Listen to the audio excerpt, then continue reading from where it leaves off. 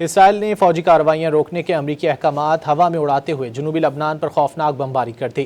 رات گئے سے جاری اسرائیلی حملوں میں 18 افراد شہید جبکہ 33 زخمی ہو گئے۔ صہیونی فوج نے نباتیہ میں بھاری توپ خانے سے بھی گھروں کو نشانہ بنایا۔ دوسری جانب حزب اللہ سے جھڑپ میں 4 اسرائیلی فوجی ہلاک ہو گئے۔ حزب اللہ نے نباتیہ میں ہی 3 اسرائیلی مرکاوا کو بھی ٹینک تباہ کر دیا۔ غازی اسرائیل نے ایک بار پھر امن پر وار کر دیا۔ اسرائیل نے حملے روکنے کے امریکی احکامات ہوا میں اڑاتے ہوئے جنوبی لبنان پر خوفناک بمباری کر دی۔